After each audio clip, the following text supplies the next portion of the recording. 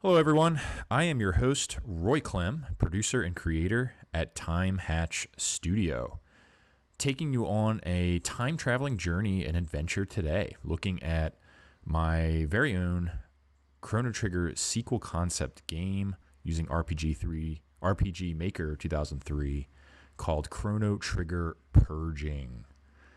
Yes, that is what we are doing, and today I have a short video here to show you some of the work that I've been doing and what I've been creating in RPG Maker. If you haven't seen my first video, I recommend that you go watch that first, or at the end here, to see the opening sequence of Chrono Trigger Purging. Chrono Trigger Purging is centered in the Middle Ages.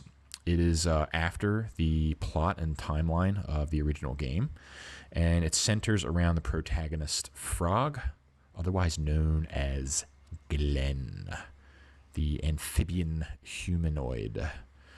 All right, enough talk though. Hit that like button while you're at it.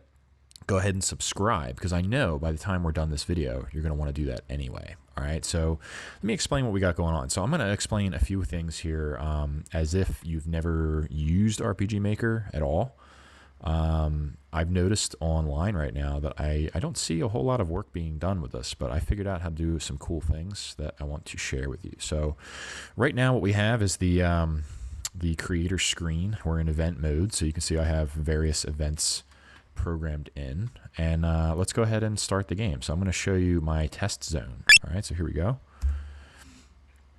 All right, so here's just a basic map, and I guess that's the first thing I can show you is some of my my chipsets here, my tile sets for the game. So as you can see, this looks like very much like the real game. All right, you have your forest tile set here, and this is what I like to call my test zone. And here, check this out. If we go to the sign, welcome to the test zone.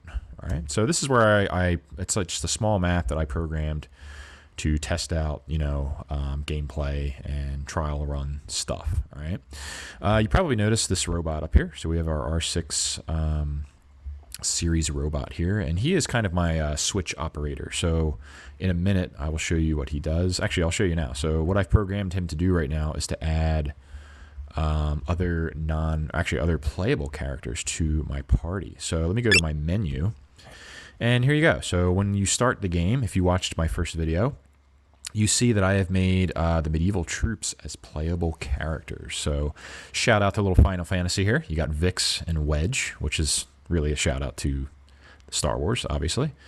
But let's check these guys out first. So if we go to, let's say their equipment. So we have Frog. He has his standard get up. So he's got the Mass Immune, Legendary Broadsword of magical qualities. He's got some basic iron armor, and of course he has the Hero's Medal, which raises critical hit rate when paired with the Mass Immune. So I've programmed that to do exactly the same thing as in the real game.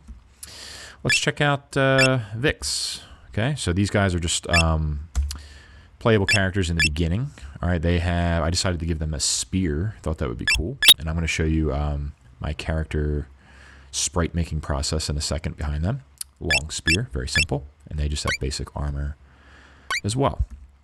All right, so when I hit Robo here for my switch, okay, it adds them to my party. So here they are following me around the map. It's not as clean as, say, you know, Chrono Trigger's actual game, but you know, this is about the best you can get on RPG Maker. And there's a little problem. So they're non-passable, so sometimes you can get stuck. So for instance, up here, I can get stuck in the corner, but I design them, if you click on them, it'll make them phase for about a split second and make you able to pass through them. So if you don't do that, then you'll get trapped, you have to close out the game, and you won't be able to do anything. Okay, so they have a phasing mode and a delay for about a second, so that if you need to pass through them, you can. All right, so that's how you program characters to follow you. All right, but what you really want to see is them in action. Okay, so if I go over here and I click on these bushes, we're going to see what a battle sequence looks like. All right, so just like in real Chrono Trigger time, all right, we click on an enemy on the map, and then our playable characters go to a certain position, and now we fight. So that takes all programming, individual programming in RPG Maker. So let's check out Frog here. All Alright, so he's got his sword attack that's pretty strong against the imp. Here's what a Guardia Troop attack looks like. Alright, there you go. I designed their little victory where they take their helmet off here. Alright, that was kind of quick. Let me show you again. So in the test zone here, I can do this as many times as I want. My party gets healed after every fight. Alright, I'm going to put Frog on what I call Combi. So you can see these guys better. So there's their attack graphic. You just saw him get hit a second ago.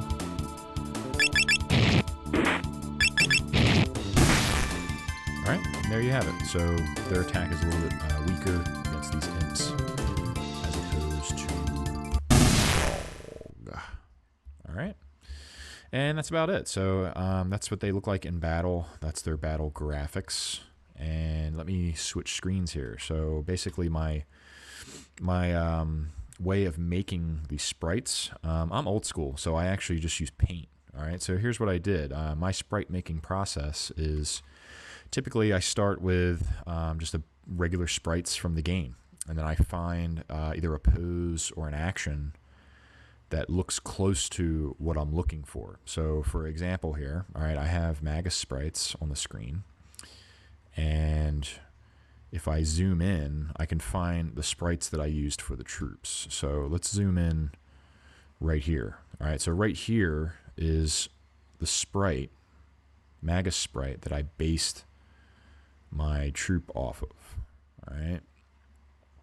So this one right here, I'm going to copy that. And then here is my, where did it go?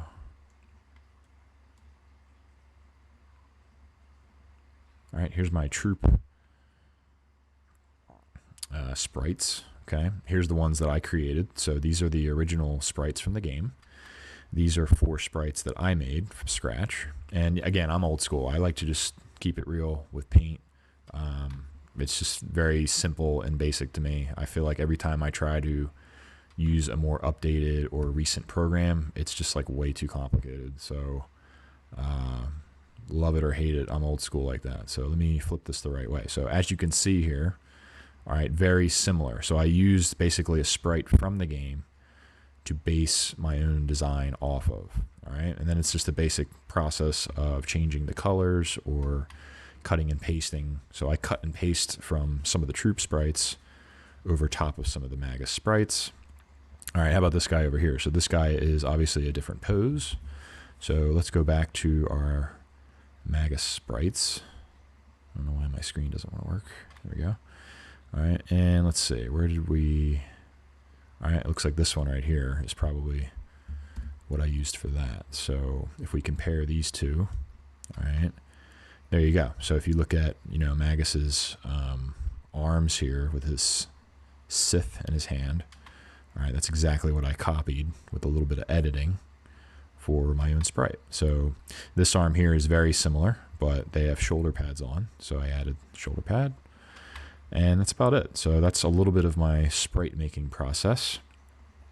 Here are my battle sprites for the game. All right, so in RPG Maker, you have to program in battle sprites in this format. So here is all my battle sprites. All right, so here's their stance where they move slightly up and down. Here's a walking, actually this would be item. So if he uses an item, he just takes a little step. Here's his damage sprite, his death sprite, his condition sprite, if he gets like poisoned or confused, victory sprite, walking left, walking right. And then on the other one here, you have his attack sprite. Defense sprite, I don't really use, but I programmed it in anyway. And the right-handed sprite, typically you're not going to need either. All right, so basically that's how I made these Guardia Troop sprites. All right, let me go back to the game, and let's see. That's about everything that I have for you today. The only other thing I can show you is my overworld. So real quick, I'll show you what the overworld looks like. All right, here you go. So here's your Middle Ages with your map sprite. My test zone is hidden in the woods there. We don't want to go to the castle right now. currently I don't have any need for the cathedral. I don't have any residential maps created yet. Alright, you got the Truce Mountain up here. So this is what our overworld looks like. Almost identical to the game. We have our music programmed. We switch to Memories of Green. Here's Sandurino. Or Sandurino. Fiona's house. The Magic Cave. And so forth and so on. The only other map that I have programmed right now, I'll give you a little taste, is the Cursed Woods. And here it is, looking, again, pretty much identical to the real game. Alright, that's all I have for you today. So you saw some chipsets, some character sets, and some sprite making process, and some battle sequence. If you liked the video, go ahead and hit that like button. Go ahead and subscribe to the channel. We are new. This is only my second video. I do have more of the game already made and just waiting to share with you. So go ahead and subscribe and hit the notifications so that you can know exactly when I post new content. Alright, again, I'm Roy Clem, and thank you for watching Time Hatch Studio. Until then, we'll see you again, either in the future or perhaps in the past.